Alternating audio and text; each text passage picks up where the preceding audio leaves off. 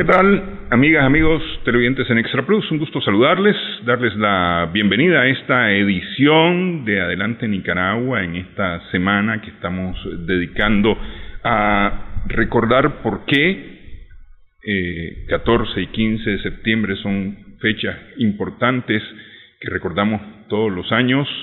Y para conversar sobre este tema, están con nosotros miembros de la directiva de la Academia de Geografía e Historia de Nicaragua. Empiezo por el extremo izquierdo mío, derecho en su pantalla, la doctora Ligia Madrigal Mendieta, que es tesorera de la Academia, el doctor Jorge Eduardo Arellano, que es el secretario de la Academia, y el doctor Roger Norori, que es miembro directivo.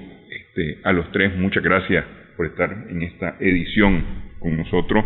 Edición que vamos a hacer en dos partes, es decir, vamos a tener dos sesiones de trabajo para contar un poco lo relativo a la independencia nacional, o a la independencia de Centroamérica, más que independencia nacional, y a la guerra nacional. Este programa lo vamos a dedicar a la guerra nacional. Esta primera sesión la dedicamos a la guerra nacional. Quiero agradecerles de antemano a los tres que estén con nosotros. Te agradecemos los tres, ¿verdad? Porque estamos cumpliendo nuestra función, que de acuerdo con nuestro lema inicial era investiga, instruye y difunde. Pero hay un segundo lema más moderno que dice: el pueblo que ignora su historia está condenado a morir. Así es que esperemos que contribuyamos a evitar esa muerte. Así es, importante. Además hay que recordar por qué hacemos lo que hacemos y por qué estamos en donde estamos. Y eso solamente es a través de la historia. Empiezo preguntando, ¿cómo llegamos a la guerra nacional? ¿Somos pendencieros, buscapleitos, fosforitos, no sé, que no soportamos al otro y tenemos que pelearnos con el otro? Es decir, a lo largo de la historia de Nicaragua hemos visto eso, no para aquellos días de la guerra nacional, pues porque efectivamente ese pleito es el que termina o desemboca en la guerra nacional, pero a lo largo de la historia de Nicaragua hemos visto que no nos soportamos, no nos aguantamos que el otro nos diga algo distinto a lo que pensamos, me parece. Bueno, esta es una reflexión de filosofía política, pero todos los países tuvieron lo mismo en el siglo XIX. Una época, en México no se diga, todos los países excepto hasta cierto punto Chile y un poquito Costa Rica, un poquito. En Costa Rica mataron a Morazán, el héroe de Centroamérica. Tuvieron 4 guerras también al principio. Y ya no se diga la guerra de Figueres, que duró 5 semanas, y en 5 semanas murieron 3.000 personas. Sí. O sea que todos los países hispanoamericanos pues padecieron las guerras civiles para forjar sus naciones, porque la independencia, en síntesis o en definitiva, produjo un vacío de poder. Entonces, costó llenar ese vacío de poder solo con la violencia. O sea que no nos pongamos nosotros como los peores, ¿no? Somos muy buenos. Lo que pasa es que seguimos. Seguimos y no seguimos, depende de cómo se dan las circunstancias y las cosas, ¿verdad? Pero claro, ese es un problema ya de política que no queremos nosotros intervenir. Lo interesante es saber si ya todo se dijo. Esa es una pregunta que me hicieron después de marchar. Si ya todo se sabe y se dijo sobre la guerra nacional. ¿Ve? Y sobre la independencia. Bueno, sobre la independencia se dijo casi todo.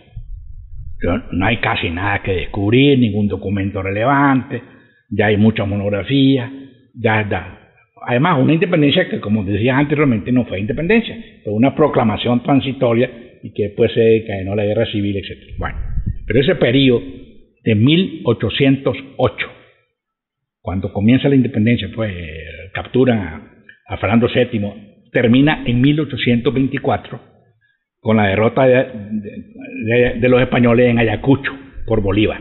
Ese es el gran periodo del proceso de la independencia hispanoamericana. Sí. Bueno, entonces en cuanto a la guerra nacional, sí está todo está escrito, sí, se puede decir, sí y no.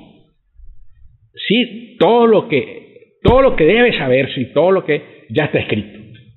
Lo que pasa es que el consumo de ese escrito, de ese conocimiento, no se ha difundido, no se ha asimilado, no ha sido compartido por la mayoría de la gente, por las escuelas, por los colegios. Entonces, aquí tuvimos al más grande especialista del mundo en la Guerra Nacional Centroamericana, Alejandro Bolaño Geyer. Publicó 9 tomos en inglés sobre Walker. Después publicó un tomo resumen, que es fundamental. Es fundamental. Estaba aquí, ¿verdad? Pero él murió en el 5. En 2005 murió. De manera que en 2006, cuando se celebraba el sesquicentenario, tanto en Costa Rica como aquí, del bicentenario de la Guerra Nacional, ella no estaba aquí.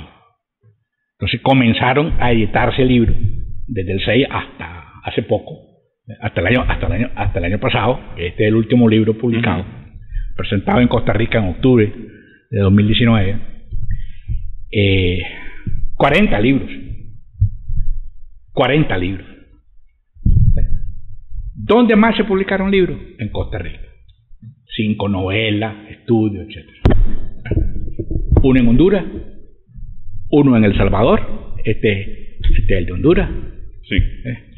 El de El Salvador, sobre la guerra, uno pronto en Nicaragua de Aldo Díaz Lacayo, que es reflexión sobre lo que no se ha dicho sobre la guerra nacional. Por ejemplo, el papel de la iglesia.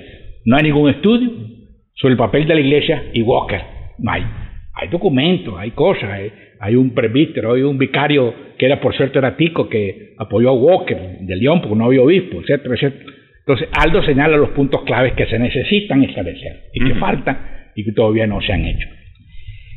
Pero lo esencial, lo que deben conocer todos los nicaragüenses, pues, ya está, y está resumido en este libro. Y ahí se aprovecha, por ejemplo, libros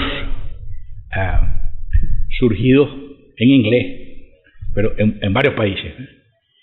Está uno en Australia. Un australiano escribió este libro que se llama Tycoon's War, que concibe la guerra nacional no como un nicaragüense ni como un tico, sino lo concibe desde el punto de vista de una lucha de titanes financieros, magnates. Dice que esta guerra fue una guerra de magnates entre Vanderbilt y sus enemigos, ex socios Morgan Harrison. Ese es el punto de vista. Ese libro, pues, es del 13, el 14, ya no lo conoció el doctor Bolaño Geyer. Pero será tan así, es decir, porque la verdad no, es que ese es el punto de vista. Ajá. Ahora, hacer otro libro para refutarlo, ¿quién lo va a hacer?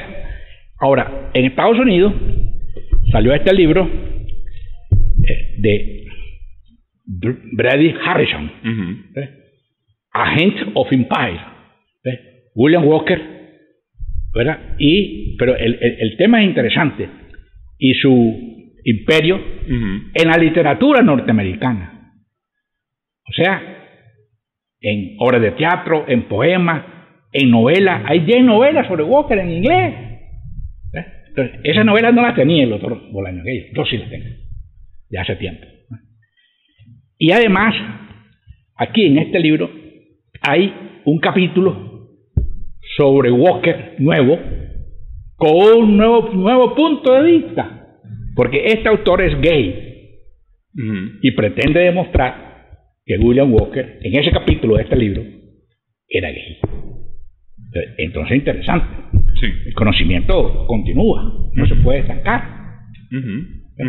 Y hay leyendas en Granada de esa época, etcétera, etcétera, etcétera. Parte de lo que no está dicho, de lo que no está contado todavía, de lo que no se ha terminado de investigar. Sí, no, pero es lo que pasa. Lo que pasa es que estos libros no circulan aquí. Desde el 6 hasta ahora nadie los vende. Yo lo conseguí en El Salvador, yo lo conseguí en Honduras, en Costa Rica. En Costa Rica me dieron, por ejemplo, uno de 2 tomos, me lo regalaron, de un tico que es medio árabe, se llama Yamil Tabash Jiménez, en 2 tomos, que se llama Diccionario Biográfico del Filibusterismo, donde enumera los 2000 y pico de filibusteros que estuvieron aquí, con su vida cada uno, ¿cierto? Bueno, entonces, ¿dónde lo venden?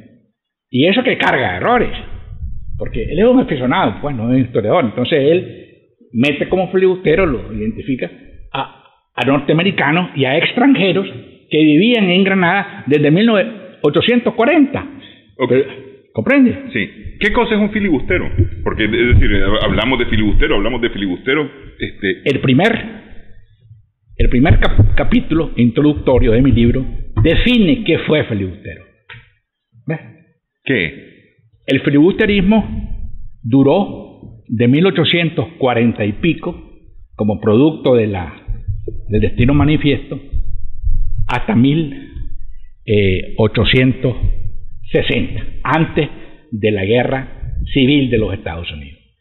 El filibustero era una persona privada, no vinculada al gobierno, privada, aventurero, que creía en el Destino Manifiesto, ¿verdad? Y sostenía que los países que no tenían capacidad para explotar sus riquezas, que el extranjero que llegara ahí tenía el derecho de hacerlas producir y merecerlas. Y luchaban contra países o excursionaban en países que no estaban en guerra con los Estados Unidos. Cuba, que pertenecía a España, hay 4 expediciones filibusteras a Cuba, uno de Narciso López. Ellos querían anexar a Cuba a Estados Unidos. A México, no solo Walker fue a Baja California y a Sonora, sino 4 más, ahí están enumerados todos, un Critiden que fue compañero de él de Nashville, etcétera. ¿Ves? Ellos, sin autorización del gobierno de los Estados Unidos, jefeaban excursiones, ¿ves?, con el fin de anexarlo en el caso de Walker, los estados del sur, o declarar gobiernos independientes, como trataron de hacer en Sonora. Pero son como 10. Y el filibustero más famoso, de quien se habló más antes de la Guerra Civil, y entre la Guerra de México, que fue una guerra de conquista de Estados Unidos a México, del 45 al 48, en la cual se apoderó se apoderó Estados Unidos de la mitad del territorio mexicano. ¿Ves? De ahí surgieron los niños héroes en Chapultepec, de esa guerra. ¿Ves? Entonces, la figura más conocida fue William Walker, porque era un gran periodista y tenía gran difusión. Ok. Si esta gente no estaba, no trabajaba para el gobierno, no era un representante o integrante del gobierno de los Estados Unidos, ¿qué papel jugó Estados Unidos entonces en todo esto? Entonces, en el caso de Walker, quisieron impedir que saliera en el Vesta, porque no tenía permiso, no era legal, y se escapó. O sea, no el gobierno, sino las autoridades del puerto de San Francisco. Sí. Pero en el caso de Walker, cuando logra su presidencia espuria, ¿verdad?, es decir, lo reconoce el embajador de los Estados Unidos en Granada, William, lo reconoce. Pero en Estados Unidos el presidente lo censura. No lo corre, lo corren después, lo censura. Y como Walker es un héroe popular, y cuando regresa es recibido en Nueva Orleans con 10,000 personas, y sigue, escribe su libro y quiere venir 2 veces más, y vino 2 veces más hasta que murió en Honduras, lo salvaron. O sea, desgraciadamente no derrotamos a Walker, porque se derrota a un enemigo cuando el enemigo se rinde. Como Hirohito se rindió ante los Estados Unidos, ante el militar gringo, ¿cómo se llamaba? Sí, el general MacArthur, ¿no? MacArthur. Firmó. Él no firmó nada. Él se rinde. Pero lo sacaron de Nicaragua. Lo salvaron en una corbeta de guerra que llegó a San Juan del Sur. ¿Ves? Entonces, lo rescataron. Se lo llevaron a Panamá y después a Nueva Orleans. ¿sí? Lo salvaron. Él se rindió ante el capitán Davis, que era capitán de la corbeta de guerra Saint Mary. Entonces, los Estados Unidos creían que hacían, el gobierno de los Estados Unidos creían que hacían bien porque le salvaban la vida a un norteamericano pues famoso que al final de cuentas ha sido muchas veces el sentido de los Estados Unidos para poder intervenir, es decir, proteger a sus ciudadanos de alguna manera. Sí, es decir, lo vimos en Grenada, por ejemplo. Se puede remontar hasta el caso de Booker. Sí. Pero la prensa norteamericana, la mayoría era a favor, un 60%. Y un 40% en contra. Sí, en contra.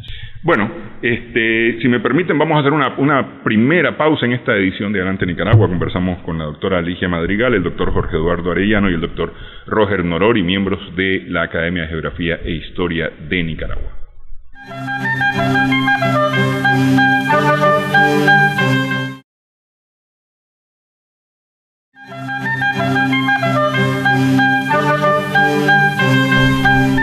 Continuamos en esta edición, en esta semana dedicada a la patria, a recordar la historia de nuestro país, en esta ocasión con los doctores Ligia Madrigal, Jorge Eduardo Arellano y Roger Norori, miembros de la Academia de Geografía e Historia de Nicaragua, quien, pues, insisto en agradecerles que tengan la amabilidad de estar con nosotros y contarnos un poco de sus investigaciones, de sus hallazgos y los compartan con nosotros y con nuestro público. Hay un hecho que está relacionado con la Guerra Nacional y es el río San Juan y la utilización del río San Juan y el Istmo de Rivas para poder transportar personas y comercio del este de los Estados Unidos al oeste y viceversa. Sí. ¿No? Lo que más tarde iba a ser el Canal de Panamá. Sí. Algunos años más tarde iba a ser el Canal de Panamá. ¿Cómo influye la Guerra Nacional en ese negocio? ¿O cómo influye el negocio en la Guerra Nacional? Más bien sería cómo influye también el río San Juan en eso, la posibilidad del canal.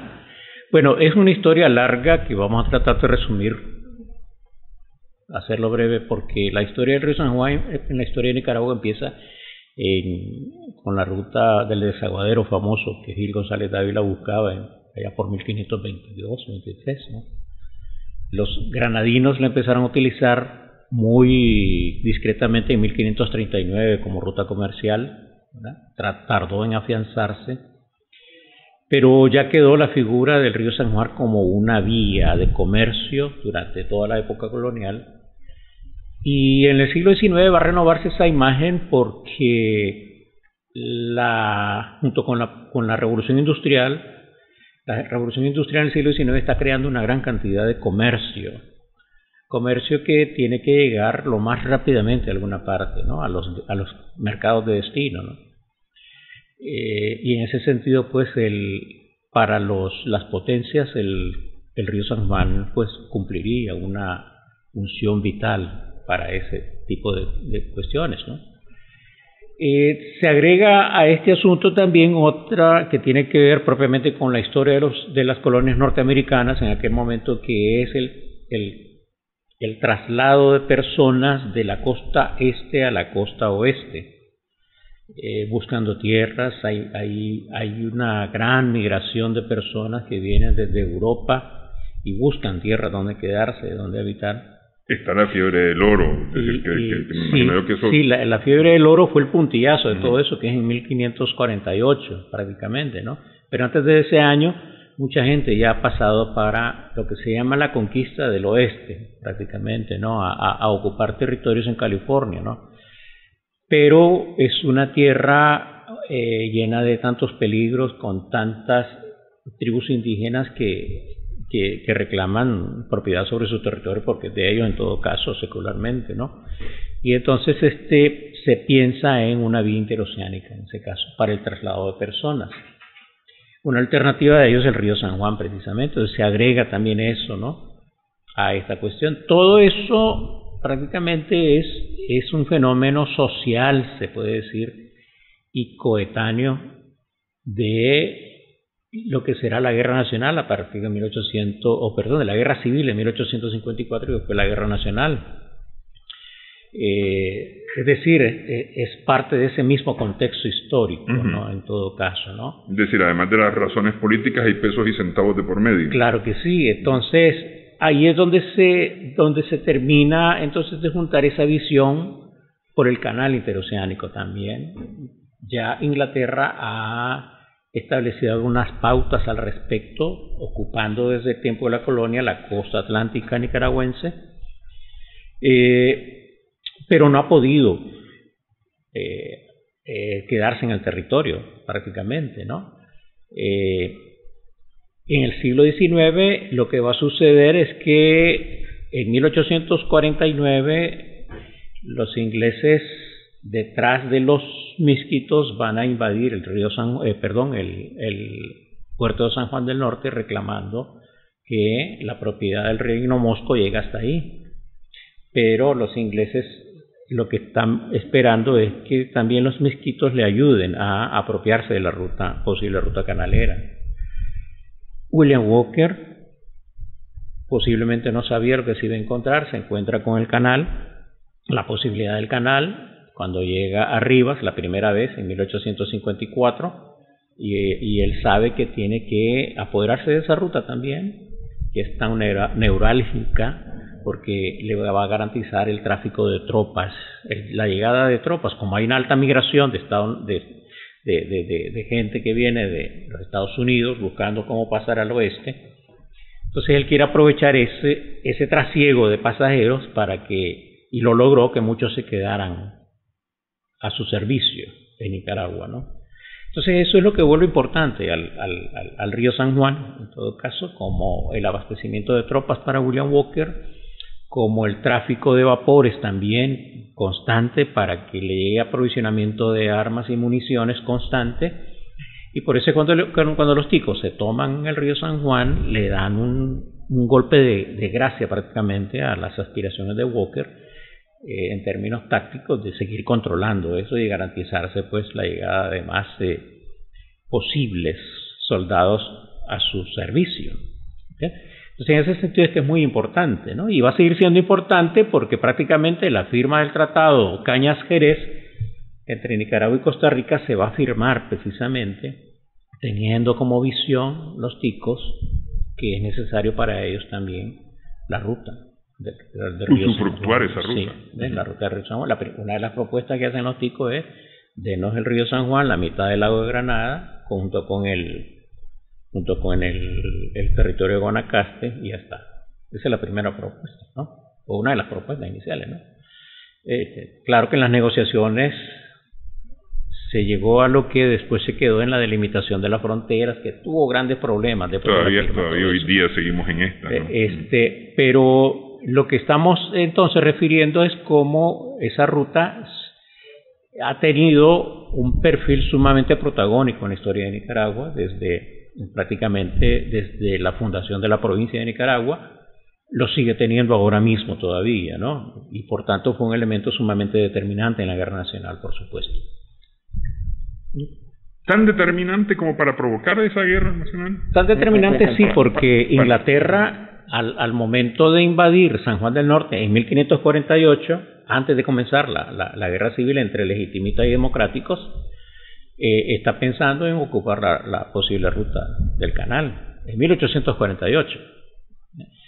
Al año siguiente va a llegar a Nicaragua George Squire a firmar con las colonias, ¿verdad? Entre las colonias y Nicaragua, el Tratado de Paz, Amistad y Comercio con Nicaragua, para garantizarse también un acercamiento a la posible ruta del canal. Aunque no son potencia todavía, quieren desde temprano hacerse de los elementos geoestratégicos más importantes en América que le puedan servir, ¿sabes?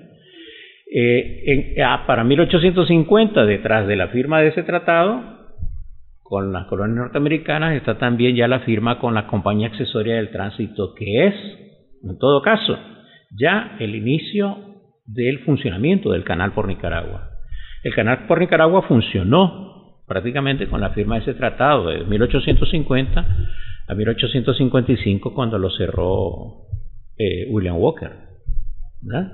Por asuntos tácticos de la guerra que sostenía él ya aquí, ¿verdad?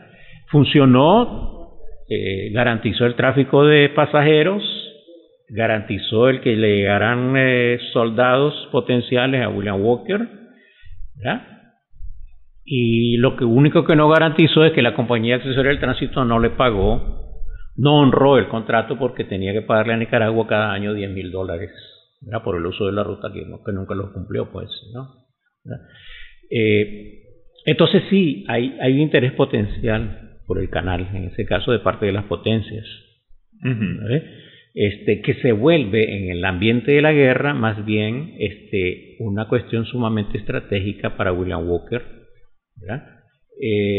Nicaragua ha tenido que suspender sus aspiraciones, postergarlas para otro momento, ¿no? Para ver cuándo puede reavivar esa cuestión por el canal por Nicaragua, ¿no? En todo caso. Ok, de alguna manera es como una tal vez falta de visión nacional aunada a falta de recursos para poderla ejecutar, ¿no? Es decir, porque todo el tiempo cuando se ha hablado de esa ruta han sido los intereses extranjeros y no los intereses nacionales los que han estado interesados en la explotación de la ruta. Sí. Todo el tiempo. Y prácticamente cuando funcionó la ruta le dieron a tol con el dedo a Nicaragua. En el siglo XIX hubo un interés básico de los gobiernos de Nicaragua en cada momento por habilitar la ruta, por materializarla de alguna manera, ¿no? Ellos sabían que como país pequeño pues dependían de lo que otros países más fuertes mostraran en el interés, y por eso tenían que firmar tantos tratados canaleros. Hay tantos tratados canaleros firmados desde Nicaragua por todos ellos: el Zavala-Frelick-Guisen, por ejemplo, el Menocal, tantos otros, ¿no? Que se firmaron desde Nicaragua por el interés de alguna manera culminar ese proyecto, esa aspiración. Entonces sí hay, me parece, un interés nacional por la cuestión, ¿verdad? Por ese proyecto. ¿Qué es lo que ha pasado? Que se han intercalado en todo ello precisamente intereses de potencias de otros países que han dicho, no, si no me toca a mí, es como el machista, ¿no? Si no me toca a mí no es de nadie, simplemente, ¿no? Eso es lo que ha pasado en muchos casos, como pasó en el tiempo de Zelaya. Zelaya empezó a negociar con europeos del canal, y entonces los Estados Unidos dijeron, no, si no es de nosotros, no es de nadie, y le tiraron la nota NOx, simplemente, ¿no? Eso es lo que ha pasado, ¿no? En la historia de esto, ¿no? En el siglo XX, la firma del tratado Chamorro-Bryan, ¿verdad? Trata de culminar ese proceso de modernización, un poco atrasado, si se quiere, ese proceso de modernización, pero claro, hay interés muy rastrero en todo caso, ¿verdad? De parte de los gobernantes, pero que no llega a nada, por supuesto, tampoco, porque lo único que se buscaba era dinero fresco a las arcas nicaragüenses, que no la tenían, pues, ¿verdad? De todo modo ni le llegaron, porque los abonos que dieron de los 3 millones fueron en abonos prácticamente, ¿no? ¿Ya? Entonces no le sirvió de mucho ese tratado a Nicaragua, ¿ya? Entonces ha habido de todo eso, ¿no? Cómo se han intereses cruzados, esos intereses extranjeros, cómo de alguna manera la política nicaragüense también en cada momento ha fallado, ¿verdad? No ha, digamos, estado a la altura para responder a esas cuestiones. Bien, tiempo para una nueva pausa en esta edición de Adelante Nicaragua. Regresamos en breve, conversamos con miembros de la directiva de la Academia de Geografía e Historia de Nicaragua.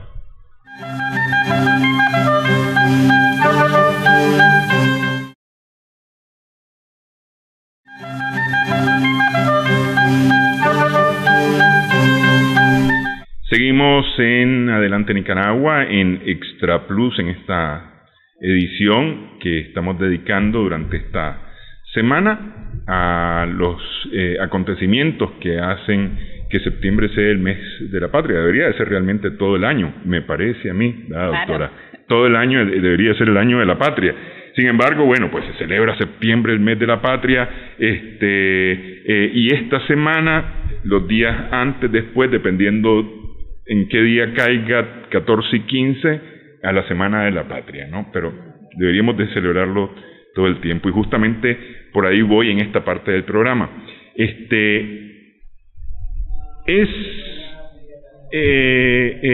Me parece que estudiamos mucho 14 de septiembre la independencia en 1821, 15 de septiembre la batalla de San Jacinto, y nos quedamos con esos dos hechos y a los leones, como se dice popularmente. Pero, es decir, cuando hablamos de la guerra nacional, que tiene en una de sus fechas el 15 de septiembre, con la batalla de San Jacinto, es todo un proceso que tiene antes, después del 15 de septiembre, y a veces no le ponemos o no le hacemos caso a ese proceso. Bien. Sí. Bueno, siempre hablar de estos acontecimientos es apasionante, y fundamentalmente cuando pensamos en aquella historia que es útil al presente. Porque si nosotros olvidamos eso, nosotros los docentes principalmente, pues damos la fecha, damos los nombres de los héroes, ¿verdad? Pero no vemos la esencia del fenómeno. Y cuando hablamos la esencia de ese hecho, el estudiarlo como proceso, como un proceso que no es exactamente pues la determinación de una fecha, sino que tiene antecedentes, que tiene causas, que tiene factores, y que tiene la realización propia del hecho y las consecuencias como tal. Entonces, si nosotros lo vemos como un proceso, realmente le vamos a buscar la significación histórica. ¿Y qué significa eso de la significación histórica? El por qué el muchacho olvida el 14 de septiembre, pues va a desfilar, pero cuando se le pregunta, olvida completamente la significación del hecho, porque pues nos quedamos limitados a contar, a hacer una historia de acontecimientos, pero no una historia que haga énfasis en la utilidad del presente. De este hecho le podemos sacar nosotros, o de este acontecimiento de la guerra nacional, lecciones. La historia desde el pasado, si nosotros nos vamos a la antigüedad y nos remontamos, por ejemplo, a Heródoto, ¿verdad? Ese Heródoto dijo que la historia tiene utilidad para no olvidar los acontecimientos del pasado, pero que esta ciencia va a seguir evolucionando y vamos a ver no solamente el olvidar, sino qué utilidad tiene para este presente el que los hechos estén, ¿verdad? Entonces, por ejemplo, el conocimiento de la guerra nacional nos ayuda a construir identidad, ¿verdad? ¿Y qué significa identidad? Identidad lleva una connotación de diferentes conceptos. Por ejemplo, identidad significa ser hermanos, hermandad entre los nicaragüenses. Uh-huh. Identidad es reconocimiento de su pasado, y si uno reconoce su pasado, si uno se identifica con ese pasado, si uno reconoce que ha hecho errores, buscar cómo no cometer esos errores o no desarrollar esos errores. Entonces, hablamos de una enseñanza de la historia que tenga realmente significación, ¿verdad? Que tenga significación para el presente, que nos sea útil. Podemos seguir pensando en qué otras enseñanzas. En la guerra nacional el tema de la unidad es fundamental. ¿Acaso en el presente no necesitamos la unidad? Cada vez nos reclamamos los nicaragüenses que debemos de estar unidos, que no debemos estar en contradicciones. Uh-huh. Pues el pacto providencial, por ejemplo, si el profesor toma ese documento y viene y lo explica, ¿verdad? Y los muchachos lo analizan, pues vamos a encontrar que de ello sacamos muchas lecciones, que los nicaragüenses depusieron contradicciones y fuertes contradicciones que habían aquejado toda esta gran primera parte del siglo XIX, contradicciones localistas, y se hizo el llamado a la unidad, se hizo efectivo el llamado de la unidad, ¿verdad? Se depusieron esas contradicciones y se pensó en que el futuro se veía afectado con la invasión de William Walker o con la dominación de William Walker como tal. Entonces ese es un ejemplo, la enseñanza del acontecimiento en función de valores que construyan los ciudadanos, ¿verdad? La ciudadanía como tal. Verdad que también en ese acontecimiento podemos encontrar el respeto, el valor del respeto. Si es que los nicaragüenses entre nosotros no nos respetamos, esos bandos políticos no se respetaron en ese momento que hicieron esa decisión de llamar al filibustero, de llamar al invasor. Ahí encontramos nosotros de que debemos nosotros respetarnos, ¿verdad? Esa lección nos da ese pasado para nosotros no sufrir invasiones. Hay mucho más enseñanzas. Por ejemplo, si nosotros no reconocemos lo bello que es este país, la ubicación geoestratégica que tiene este país, ¿por qué se da también la guerra nacional? Por intereses extranjeros, ¿verdad? Por los intereses de las potencias emergentes, Inglaterra y los futuros Estados Unidos como tal. Y entonces que la política del destino manifiesto ponía intereses en esa posición estratégica que como país tenemos. A veces olvidamos nosotros que nuestra geografía es tan importante en la dinámica de este mundo contemporáneo e incluso pues y por supuesto en aquel momento en la guerra, en el periodo de la segunda mitad del siglo XIX, en ese periodo. Y entonces que si nosotros no nos respetamos, vienen las políticas extranjeras y vienen y nos invaden, ¿verdad? De igual manera, porque tenemos que buscar la solución de nuestros problemas afuera. Ese es un error, y un error que se cometió en la guerra nacional, ¿verdad? Porque se buscó y que a veces lo seguimos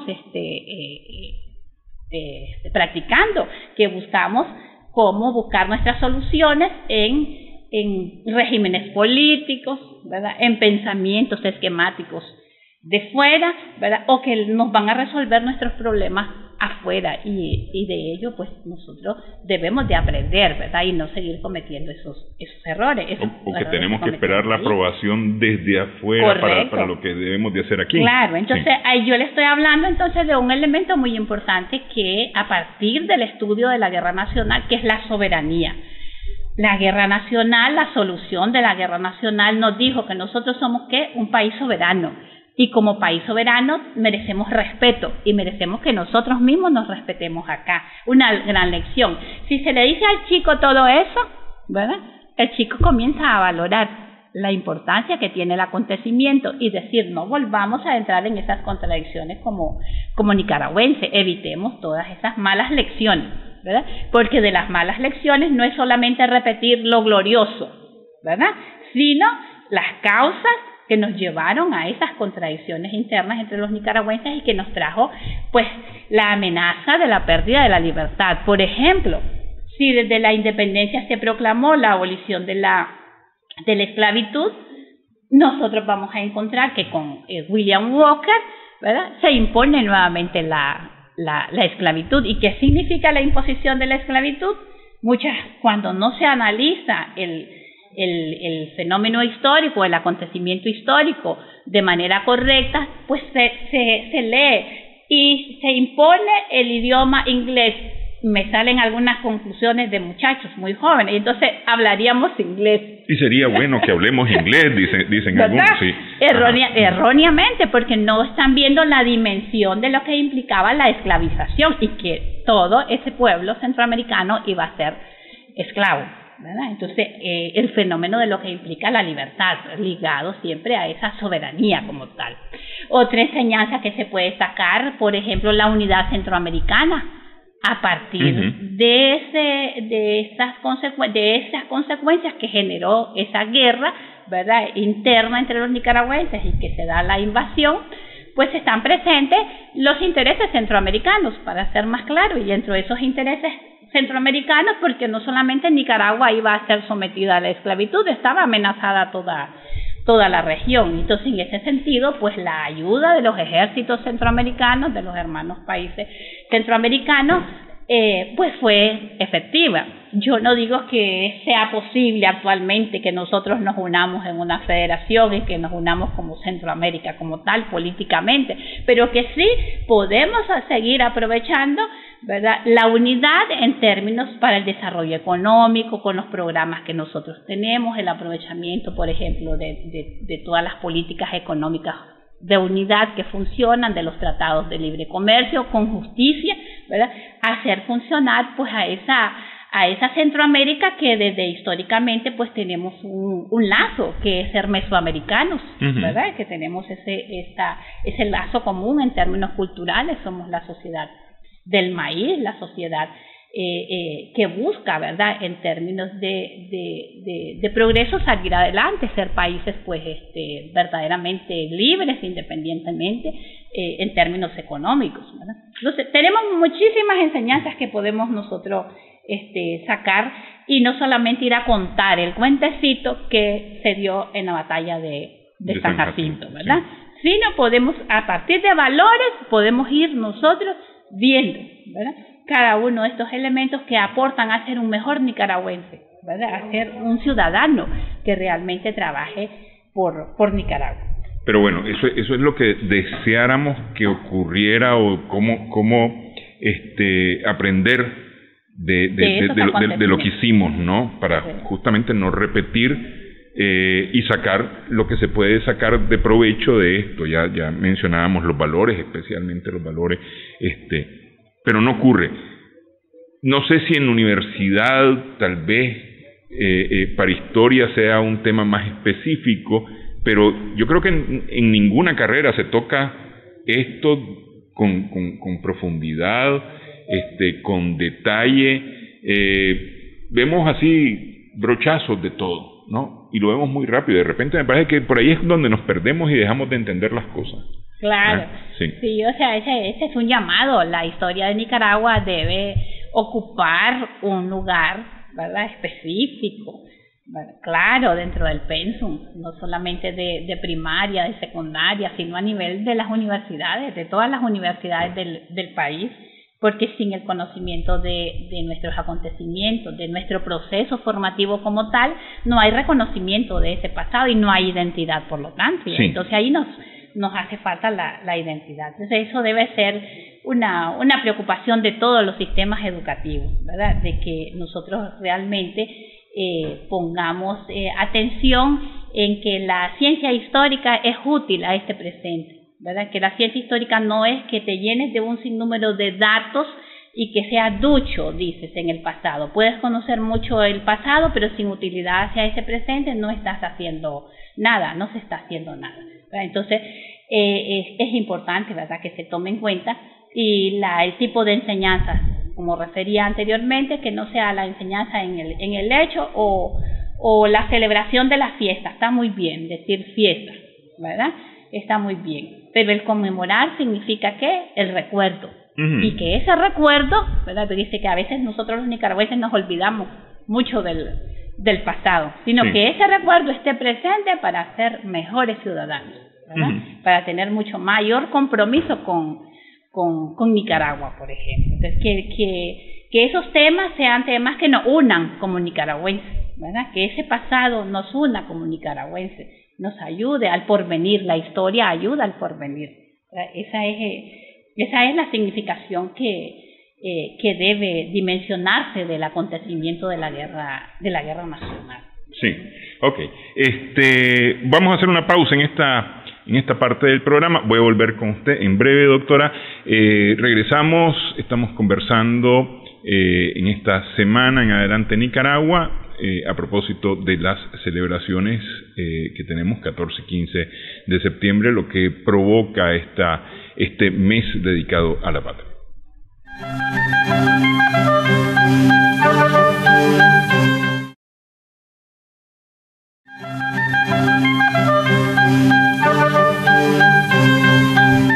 Seguimos en esta edición de Adelante Nicaragua y quiero aprovechar con la doctora Ligia Madrigal sobre lo que veníamos conversando y ya buscando el cierre del programa. ¿Le sacamos provecho nosotros a nuestra historia, a la guerra nacional, para construir futuro? Deberíamos de sacarle provecho, ¿verdad? Deberíamos. Si nosotros buscamos cómo desarrollar ese tipo de historia, esa historia ciencia que ayude a construir el futuro, ¿verdad? Pero la mayoría de las veces lo olvidamos por lo mismo que señalábamos anteriormente, porque ocupan un espacio muy limitado en los programas educativos, por la misma forma en que se ha enseñado la historia a los mismos profesores. A veces tenemos profesores que no son ni de las mismas ciencias sociales impartiendo historia como tal. Claro, se vuelve aburrida la historia porque es un montón de nombres, lugares y fechas. Sí. ¿Verdad? Y pues está aburrido desde el profesor a veces, ¿verdad? Pero no es tan así, ¿verdad? Tenemos que hacer esfuerzos todos conjuntos. Y otro problema que también ha sucedido es que hemos politizado, quizás no, a veces no politizado, partidarizado los fenómenos del pasado. Y cuando se queda en esto, pues el muchacho que dice a mí no me gusta la política comienza a sentir rechazo. Pero si nosotros lo vemos con el sentido nacionalista, ¿verdad? Que todos pues nos respetamos, sea de un partido o de otro, y que este es un acontecimiento que nos ha afectado a todos los nicaragüenses, lo haríamos mejor, podríamos construir una mejor historia. Esa ha sido una de las problemáticas. Que no es cambiar la historia. Que no es cambiarla, es tratar de enfocar la historia de manera objetiva, ¿verdad? Esa historia verdadera, donde se dieron causas, ¿verdad? Y consecuencias que afectaron o favorecieron a los nicaragüenses. Por ejemplo, después de la Guerra Nacional, el fenómeno de la unidad y del pensar en que hay que encauzar al país en una modernización fue efectivo en la segunda mitad, después de la Guerra Nacional, después de esta Guerra Nacional y antes de esa guerra, que habían habido enormes conflictos, ¿verdad? Después nosotros encontramos pues un proyecto unificado por parte de las antiguas paralelas históricas, ¿verdad? A través de los 30 años de gobierno conservador, un proyecto de modernización, un proyecto de enfocar el desarrollo del Estado. Y ese es un ejemplo, ¿verdad? Que esa enseñanza dio a ese pasado. Lo mismo para la construcción patriótica como tal, los esfuerzos de crear concepciones nacionales, de progreso, de desarrollo en el periodo, pues se llevaron hasta el plano de comenzar a escribir las historias patrias, ¿verdad? Porque Jerónimo Pérez, azorado, asustado realmente por lo que había vivido, un acontecimiento traumático. Ese es uno de los acontecimientos en América más traumáticos que se dan en el periodo, con una gran cantidad de muertos a nivel centroamericano. Pues este acontecimiento, dice Jerónimo Pérez, ¿cómo vamos a borrar de las páginas de la historia eso? Tenemos que escribirlo, ¿verdad? Y lo asustado de toda la quema de los documentos públicos, de los archivos que existían en ese momento, y hace un llamado a la construcción de la historia patria, a trabajar la historia, esa historia que nos ayude a esa identidad, a ese reconocimiento de ese pasado, a construir, a definir nuestros símbolos patrios. Producto de todo ello, pues comienza un esfuerzo, ¿verdad?, de manera unificado en función de Entonces tiene una gran utilidad la historia si tratamos de enfocarla así, de esa manera. A un sujeto, por ejemplo, el tema de los héroes, ¿verdad?, se comienza a trabajar en función, pues tenemos nosotros nuestro primer panteón de héroes, ¿verdad? Y ver a Andrés Castro, a José Dolores Estrada, ¿verdad?, como artífices, como personas que pusieron de por medio su vida por un compromiso, por un país como tal. Eso demuestra valores realmente de admirar, ¿verdad? Y entenderlo, que ese héroe se dio, pues ellos representan a una gran cantidad de héroes anónimos que también murieron en la guerra, ¿verdad?, y que sus nombres no sobresalen, pues los mismos indios flecheros, por ejemplo, ¿verdad?, no han sobresalido en la historia. Entonces, esa concepción, eso crea valores patrióticos, ¿verdad? El ejemplo de individuos que comprometieron su vida por una Nicaragua, ¿verdad? Y eso es ejemplo también, que nosotros no estamos en los tiempos de la guerra, pero estamos en los tiempos que podemos aportar de otra manera, ¿verdad? Y también ser héroes para estos tiempos contemporáneos, ¿verdad? Tenemos nosotros en los momentos contemporáneos como países tremendos retos. Por ejemplo, la globalización, el problema del desempleo. ¿Cuál es la solución que buscamos mucho? Irnos al extranjero, ¿Pero por qué sucede eso? Porque no tenemos apego a nuestro territorio, porque no tenemos identidad de nación y porque buscamos o porque pensamos que en el extranjero vamos a encontrar el desarrollo como tal. Entonces, esa es una mala enseñanza de la historia, o sea, no se ha aprendido bien la historia como arma del futuro, como arma para el desarrollo. ¿Qué tenemos o cómo podemos ver hoy día 150 y tantos años más tarde estos efectos de la guerra nacional? ¿En qué sentido? Decir, ¿qué nos debería de servir? Si la academia dice que debe contarse, debe de difundirse la historia para que no estemos condenados a morir como pueblo. ¿Cómo esto puede ayudarnos a no morir como pueblo? Bueno, implantando la cultura cívica desde niño. Y la escuela es fundamental. Es fundamental. Lo que pasa es que cada gobierno anula lo que hace el otro. Entonces no hay una continuidad. Si vos lo ves en los próceres y en los héroes. Sí. Es que ya te voy a poner un caso concreto. En el 80, Nicaragua declaró prócer, el gobierno de Nicaragua, o la Junta, o el Consejo de Estado, quien sea, a Juan Santamaría. Héroe de Nicaragua. Sí. Juan Santamaría, aquí. Sí. Preguntarle a cualquier persona, Juan Santamaría, no existe, ni existió. Era un problema político, un agradecimiento a la ayuda tica, etcétera, al presidente que ayudó, etcétera, etcétera, etcétera. Sí. Entonces, estamos mal.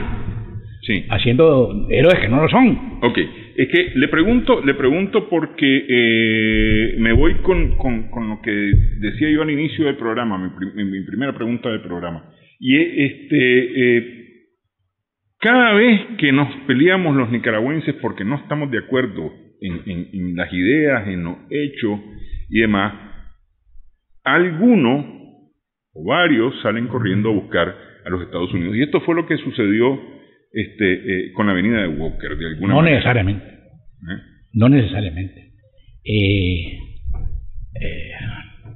Ya descubrí que la contrata Castellón-Byron Cole fue impuesta.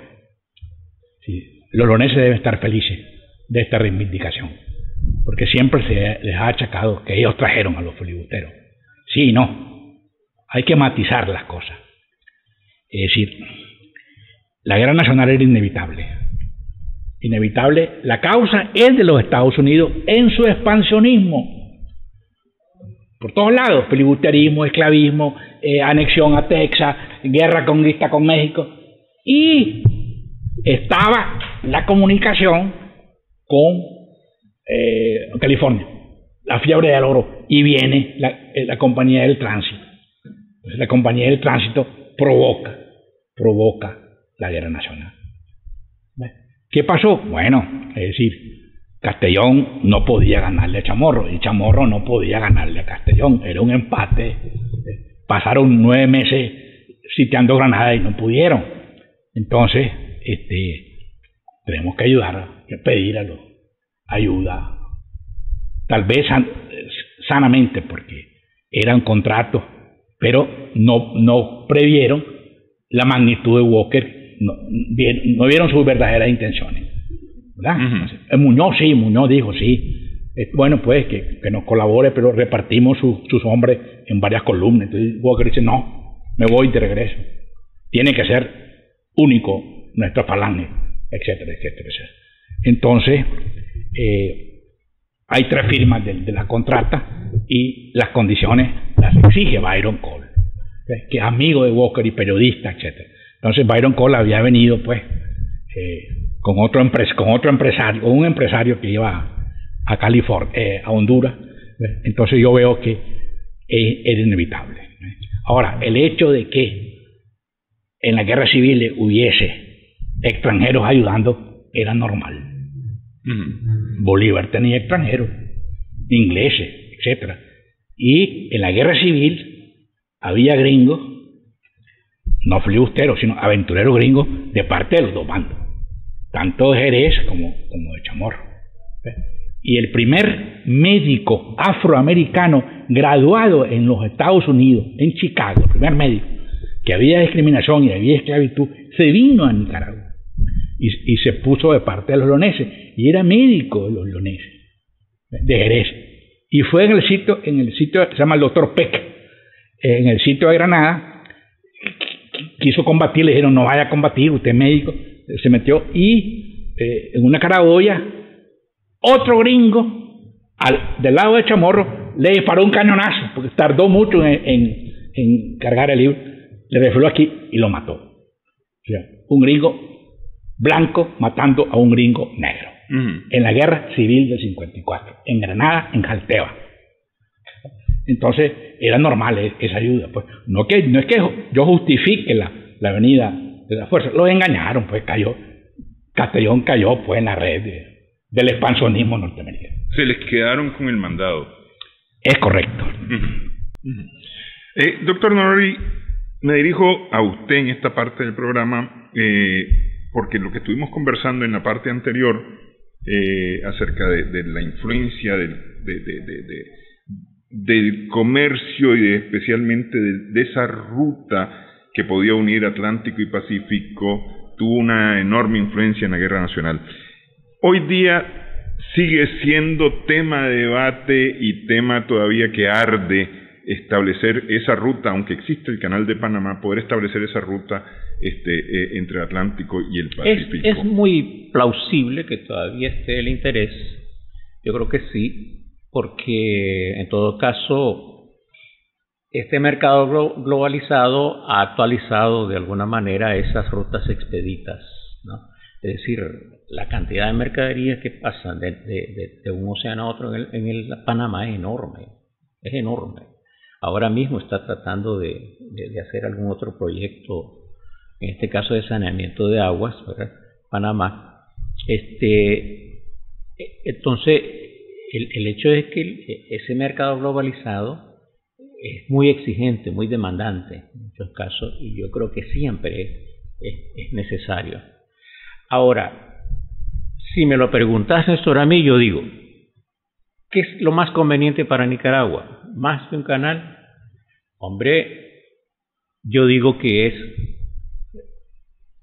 un canal seco, una vía férrea que es menos contaminante, tiene menos elementos contradictorios, siempre requiere inversión.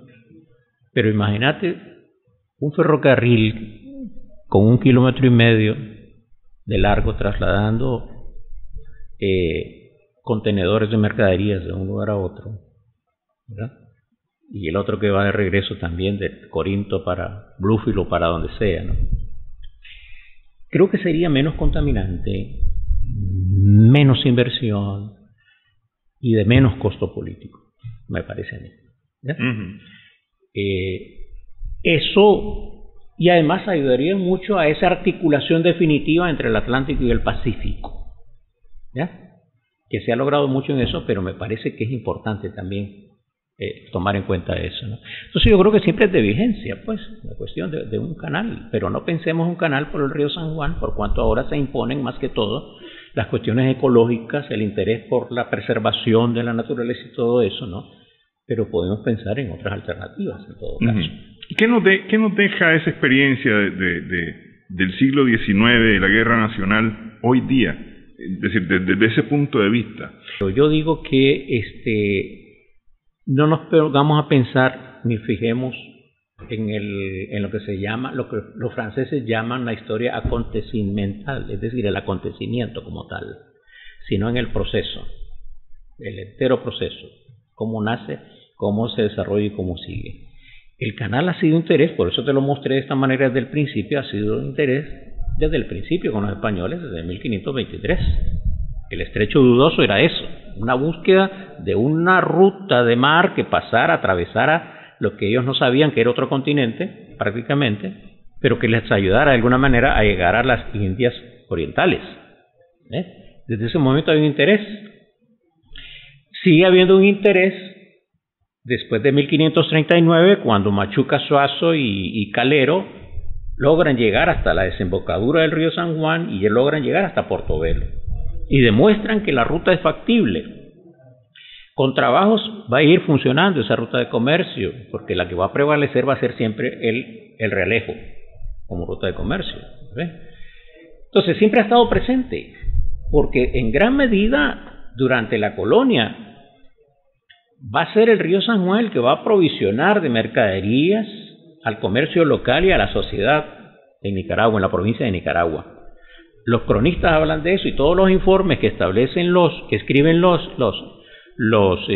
religiosos y los que llegaron a Nicaragua siempre se fijaron en tratando de caracterizar la ruta, ¿no? Por dónde se aprovisiona esta provincia de todo comercio y mercadería que llega desde Portobelo, ¿verdad?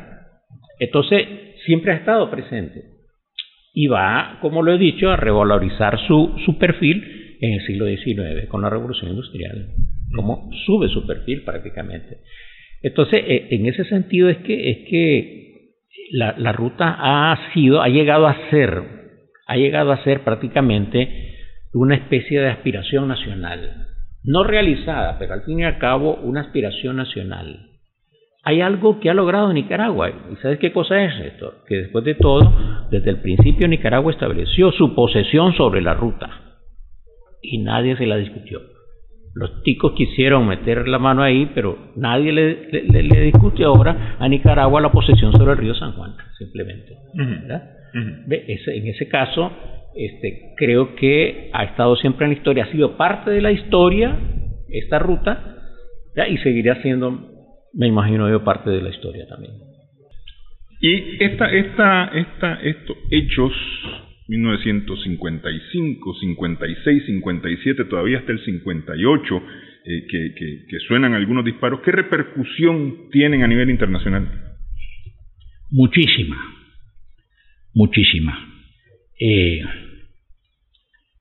Fue la principal guerra del mundo en ese momento, después de la guerra de Crimea.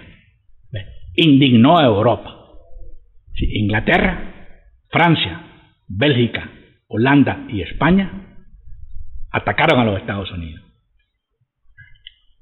Y después Francia medio quiso hacer un tratado canal con Nicaragua y con Mora. Bueno, pero indignó. Pero lo más importante es que ayudó a tener conciencia de la unidad continental de Hispanoamérica. Entonces surgió el latinoamericanismo, ¿ves? Que era crear una confederación de las naciones hispanoamericanas, cuyo ideólogo fue el colombiano José Torres Caicedo. Pero esta era la idea de Bolívar. Sí. Es una prolongación de la idea de Bolívar. Entonces ahí surge un congreso en Santiago de Chile en el 56 de unidad, ¿ves? Y después siguen la unidad. Sirvió esta guerra, ahí está en los poemas de él, en este libro, tuvo esa repercusión y qué más bueno, y después los costos que fueron terribles,